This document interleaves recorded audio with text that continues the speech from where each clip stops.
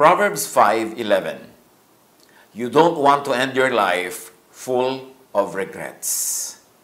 Siyempre, ayaw naman natin na sa pagwawakas ng ating buhay ay punong-puno ng mga pagsisisi at panghihinayang. Kaya ang buhay na ito, bagamat maiksi, it is long enough. God has determined the number of our days na kung ito ay ating gugugulin sa tamang paraan, sulit na sulit, hindi kulang ang oras ng buhay. Don't waste your time and your life worrying about and resisting what happens. Resisting who comes and who goes. Marami kasi tayong mga pag-aalala. Sobra tayong natatakot na baka tayo mamatay, baka mamatay ang mga loved ones natin. Siyempre, ayaw natin mangyari yon. Pero tama ba naman na lagi natin yung katakutan, laging isipin, laging gawing nasa guni-guni natin, tuloy ay tayo ay lagi na pinahihirapan? Receive and give. Receive and give up. Receive and let go. Yan ang napakaiksing pamagat ng ating pag-aaral sa sandaling ito. Kung ating susuriin ang buhay, at makikita naman natin sa Biblia ang lahat ng mga ideya na ito, life goes in cycles. Paulit-ulit lang ang lahat sa buhay. Sa buhay ng isang nilalang at buhay ng buong sangsinukob, ang lahat ay paulit-ulit lang in micro and macro ways. Ecclesiastes 1:5-7. Ang araw ay patuloy sa pagsikat at patuloy sa paglubog. Pabalik-balik lang sa pinanggalingan. Ang hangin ay umiihi patungong timog, papuntang hilaga, buong araw na paikot-ikot. Lahat ng tubig ay umuuwi sa dagat, ngunit hindi ito napupuno. Ang tubig ay bumabalik sa batis sa pinagmulan upang muling umagos patungong karagatan. As we have said, lahat ay paulit-ulit lang. Pati ang wind cycle, ang water cycle, in fact, lahat ng nasa buhay ay cyclical. Tayo ay patuloy lamang na nire-recycle. Lahat ng kinreate ng Diyos, sabi, on the seventh day, God rested from all His work. Ibig sabihin, ang kanyang ginawa ay self-sustaining, self-circulating, self-recreating, self-recycling. Kaya, pabalik-balik lang ang lahat. Ecclesiastes 12:7, the dust returns to the ground it came from, and the spirit returns to God who gave it. Pati ang ating katawan, recycled. At ang ating espiritu, galing sa Diyos, tumirid dito sa ating katawan, babalik sa Diyos. Ganun lang ang lahat. Paulit-ulit, pabalik-balik.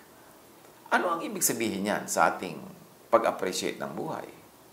Na dapat nating maintindihan at ma-appreciate that individual lives enter and leave the cycle at different points.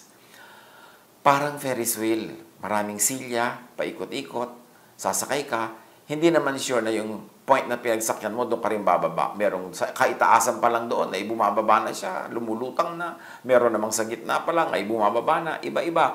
Kaya hindi naman pare-pareho ang edad or period of life or stage of life kung kailan ang tao ay sumasakabilang buhay. Ecclesiastes 3:1-8. Ang lahat sa mundong ito ay may kanya-kanyang panahon. May kanya-kanyang oras. Ang panahon ng pagsilang at panahon ng pagkamatay.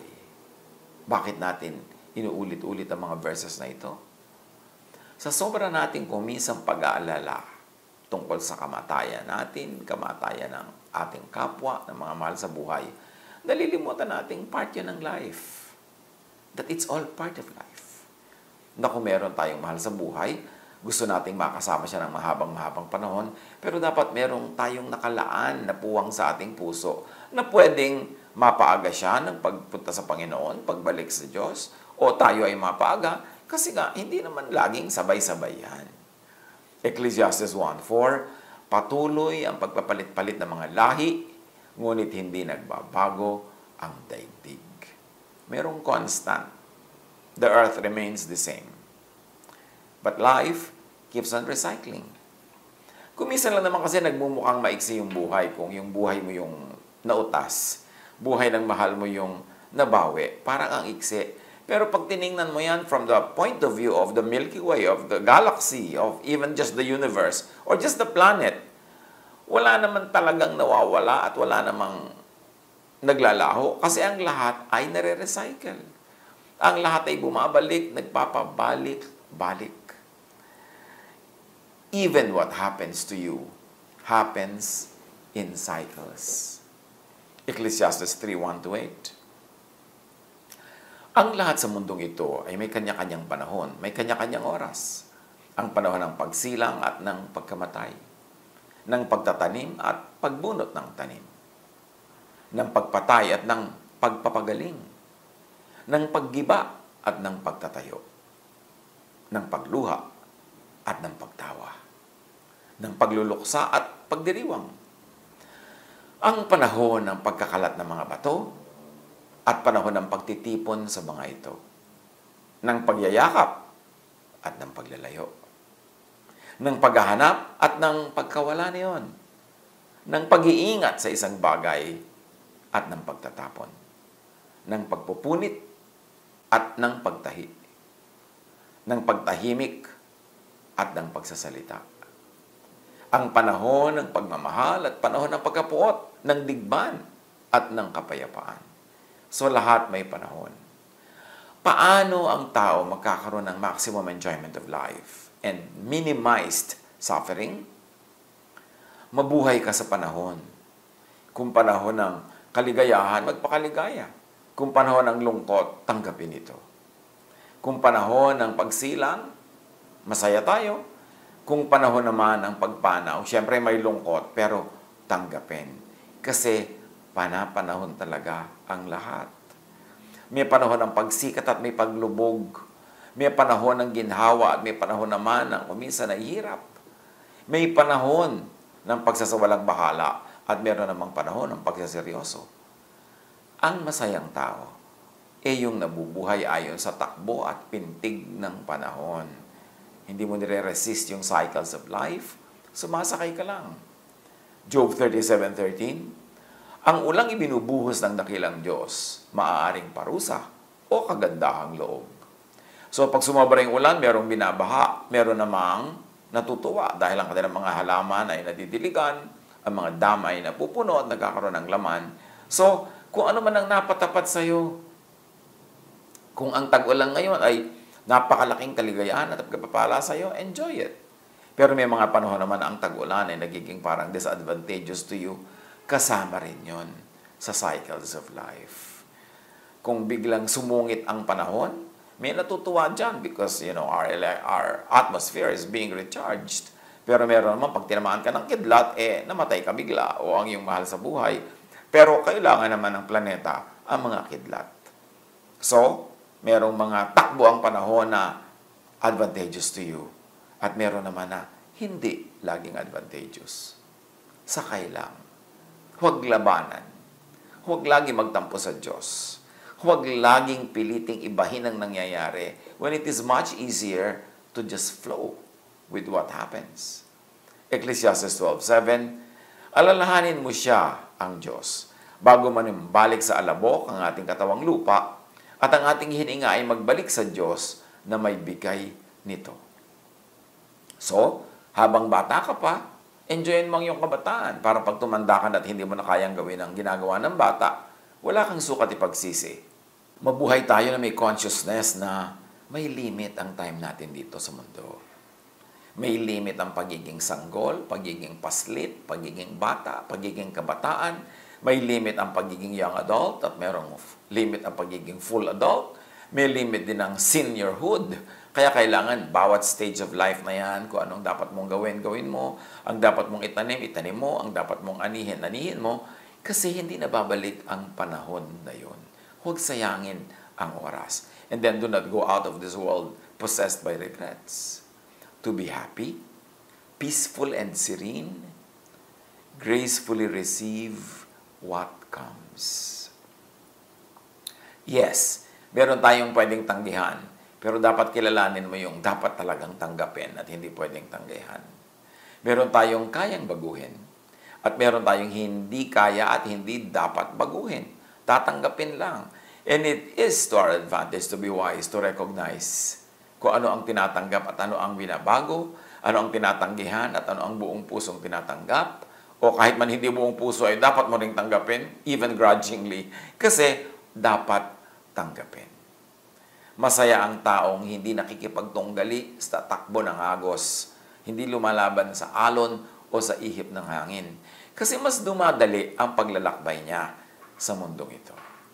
Isaiah 45:9, ang palayok ba ay makakatutol sa gumawa sa kanya? Maitatanong ba ng putik sa magpapalayok kung ano ang ginagawa nito? Masasabi ba ng palayok na hindi sanay ang gumawa sa kanya? Of course, the obvious answer is no. We are just the clay in the potter's hand. Hayaan natin ang may likha ang masunod. Ang lahat ng ginagawa niya ay tama, whether we agree or not. Ang lahat ng ginagawa niya ang pinakamabuti, kahit at some moments we don't think na nakakabuti sa atin. Pero remember, hindi lang tayo ang tao sa planeta. Ang dami. Kaya kung minsan sa ikabubuti ng iba, ikaw naman itong ngayong nagpaparaya, ikaw yung hindi nabibigyan ng priority, kasi alam nga namang lahat sabay-sabay. May panahon na ikaw yung magbibigay daan at iba naman yung dumadaan ng buong luwag at buong laya. Ecclesiastes 7:14, maggalak ka kung mainam ang takbo ng lahat ng bagay. Sa panahon ng kahirapan, isipin mong parehong ipinadadala ng Diyos ang kaligayahan at kahirapan. Sino ang nakakaalam kung ano ang mangyayari bukas?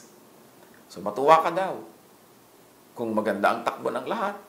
At kung hindi naman kagandahan, tiisin mo. Lilipas din yan.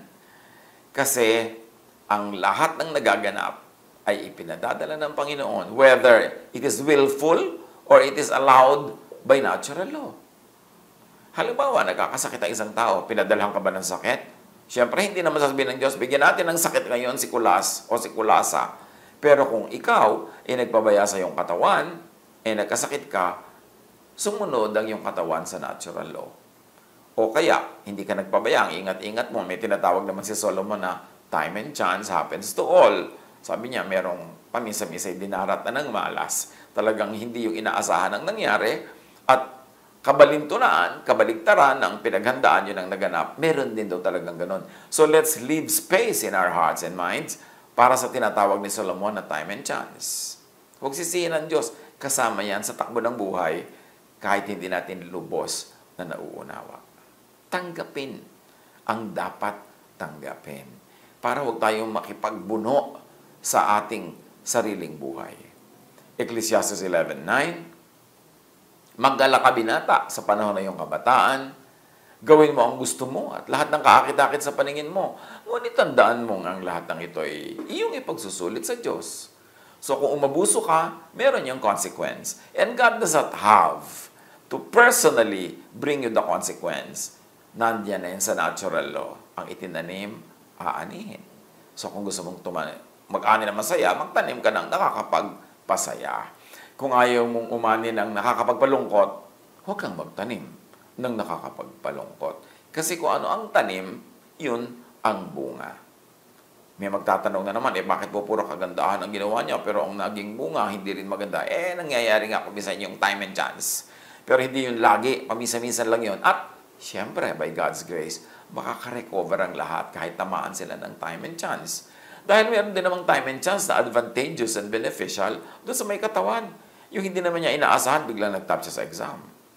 Yung ang pabayaan niya sa katawan, pero biglang malusog pa rin ang ending niya. May ganun pa rin. So, hindi mo alam. Kaya sabi, hindi daw natin alam kung ano mangyayari bukas. We really don't know kung ano magiging bunga ng mga ginagawa natin. Pero syempre, ang itanim mo na yung maganda para if nature would take its course, maganda ang iyong aanihin.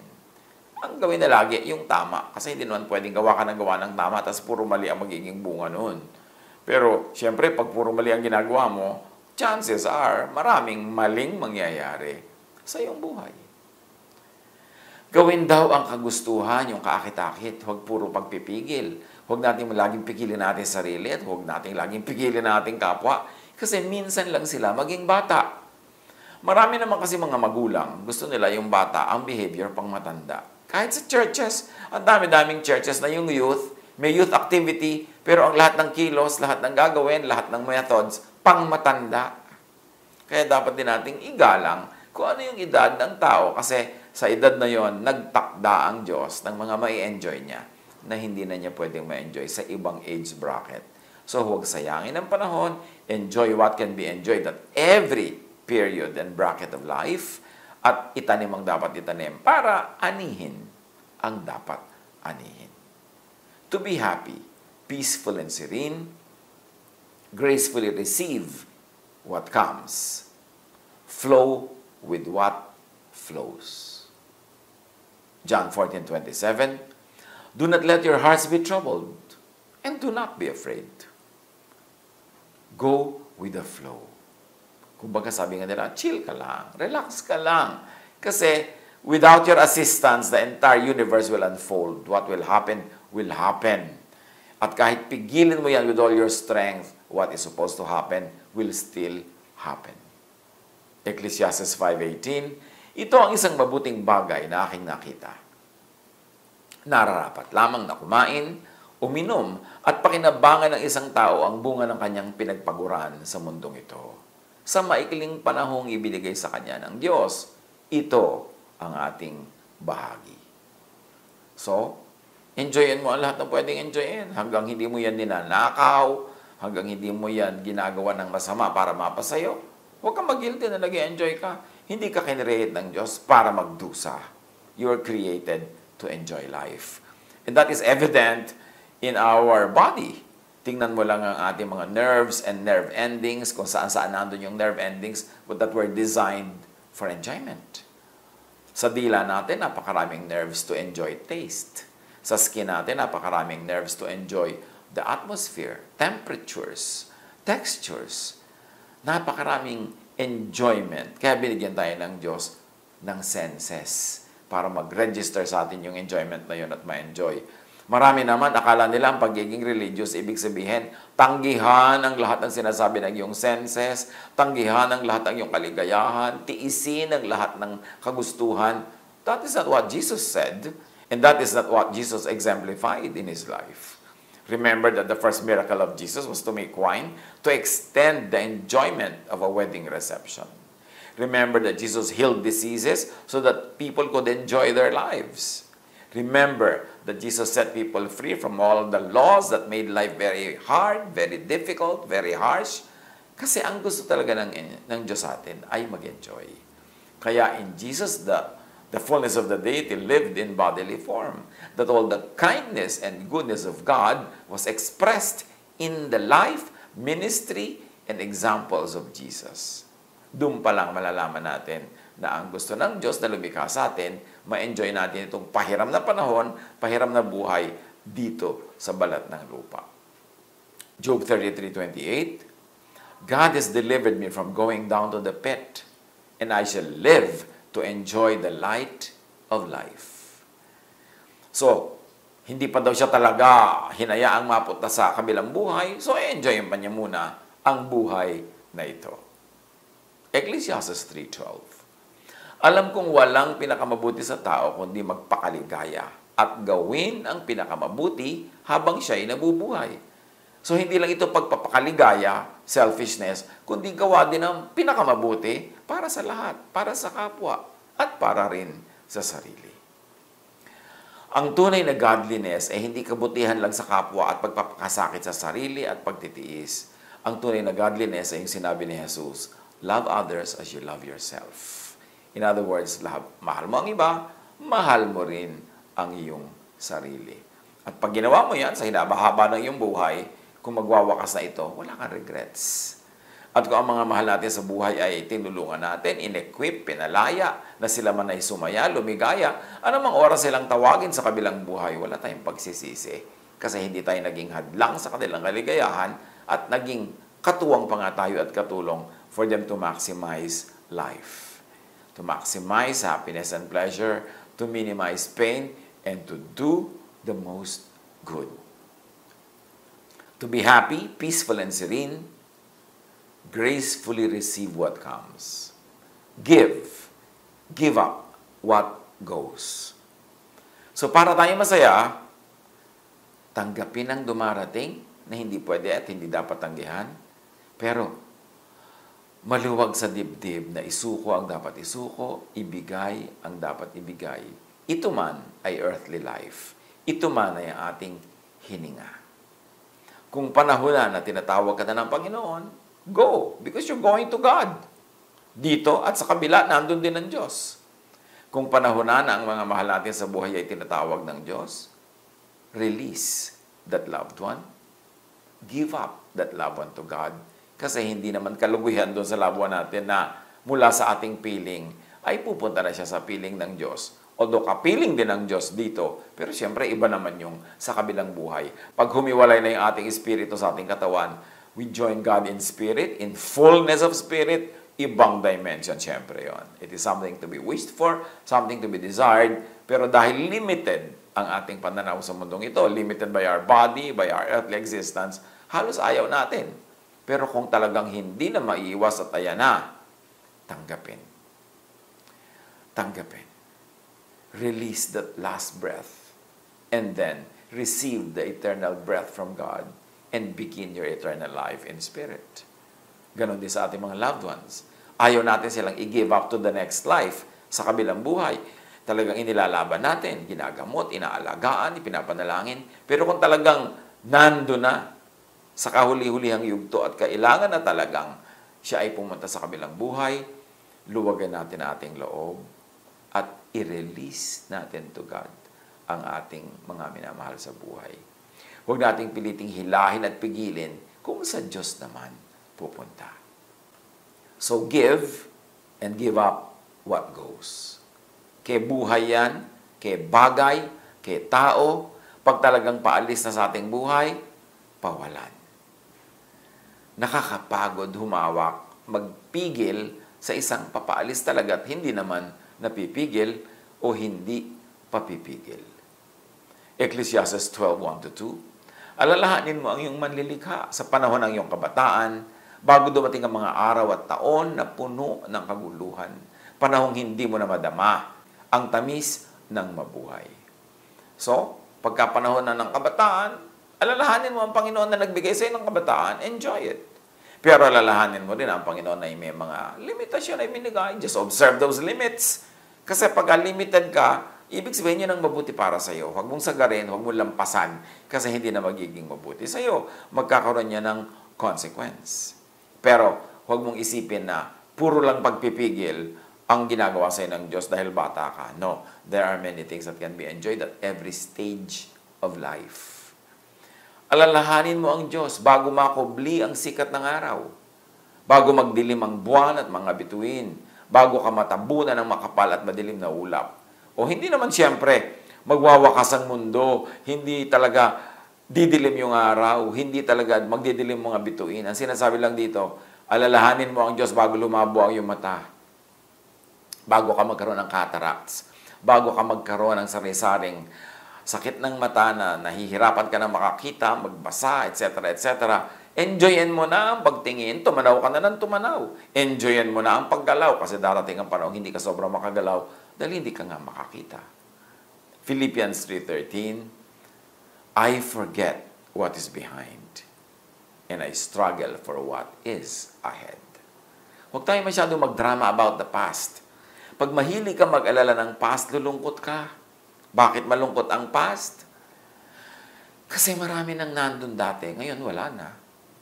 Marami ka nang na-enjoy noon na ngayon wala na. Although maaaring napalitan na ibang enjoyment, pero iisipin mo pa rin yung nawala noon, kahit may kapalit ngayon, lulungkot ka pa rin. Kaya dapat na lagi mo tinitingnan yung darating pa lang. Pero hindi naman tayo dapat ma-obsess with the future kasi worry naman ang dadalhin yan sa ating buhay. Yung sabi nga nila, sakto lang. Yung konting palingon-lingon lang sa past para meron kang reference, konting pasilip-silip sa future para meron kang guide, pero ang atupagin mo is the here and now. Yung ngayon. Huwag nang isipin yung mga taong nandun in the past pero nawala na ngayon. Ang atupagin mong mahalin, makipagmahalan ka sa mga nandyan ngayon. At huwag ka masyadong matakot sa future kasi hindi natin alam kung ano mangyayari. So huwag mo na lang isipin, mapapagod ka lang. Ang atupagin, ang enjoyin, ang buhusan ng panahon, ang pagmamahal, ang kalinga ay ang now. Yung ngayon, because now is all you have. Ephesians 5:16-17. Make every minute count. Don't be stupid. Instead, find out what the Lord wants you to do.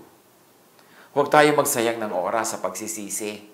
Yung nangyari na, yung nabasag na, kahit ano pang gawin mo, basag na yon.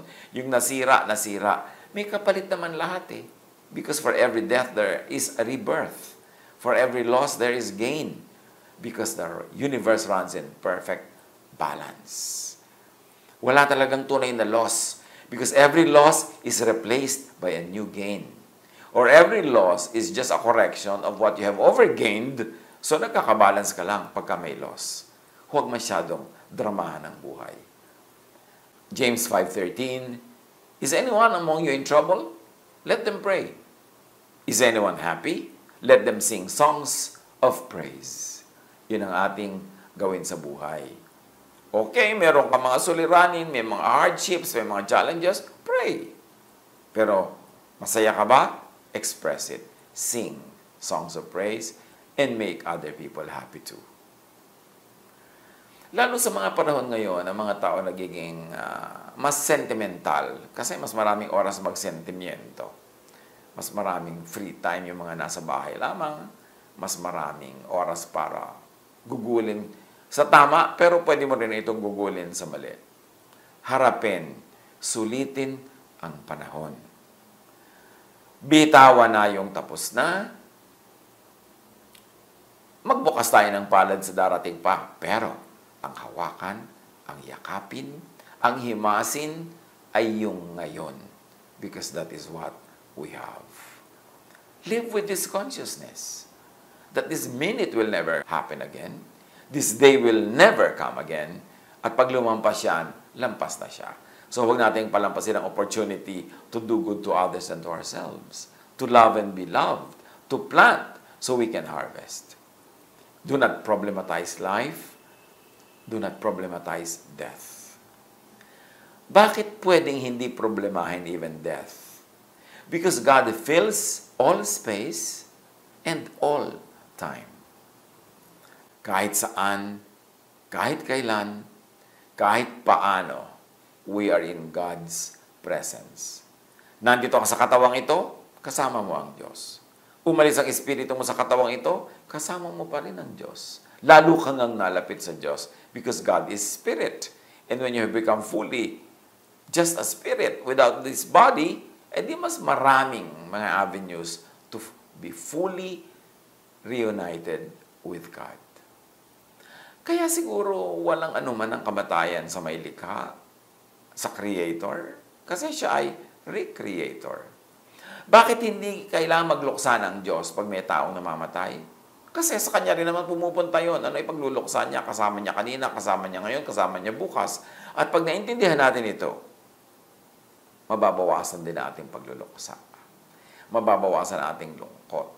Kasi nawala lang sa piling natin dito sa ating bodily existence, yung sumakabilang buhay, pero hindi naman siya nawala sa piling ng Diyos.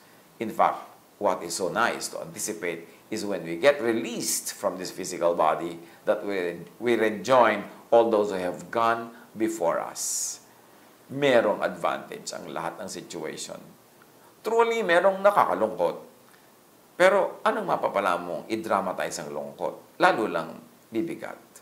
So, kung may lungkot, edi malungkot. Pero huwag mo na i-dramatize, huwag mo nang damihan, huwag mo nang paramihin, huwag mo nang palakihin para lumampas na. Mag-focus tayo sa mabuti, sa mainam, sa maganda. Kasi lahat ng sitwasyon, mayroon ding ganon. Patuloy tayong humawak sa ating Panginoong Diyos. Na alam natin, saan man tayo mapunta, nandun din siya. Ano man ang sitwasyon natin, nandun siya. Na ang tunay na nangyayari sa buhay natin, mukha lang may nawawala. Pero sa bawat nawawala, may kapalit. O ang nawawala ay pinapayagang mawala as correction sa mga paaring sumobra sa ating buhay para maging tama lang ang matira. Let's pray for wisdom to understand that. So we don't resist time. We don't resist the situation. We don't resist the going up and the going down of the tides. We don't resist the coming and blowing and going away of the wind. Even the births and deaths that happen around us. Part yan ng buhay. Nakikiisa tayo, patuloy lang tayo na kasama sa pag-inog ng buhay, sa cycles, sa recycles, sa creation at recreation. Basta sulitin ang panahon, love the most, get loved, do what you must, plant so you harvest, minimize pain, maximize pleasure and happiness, do the most good.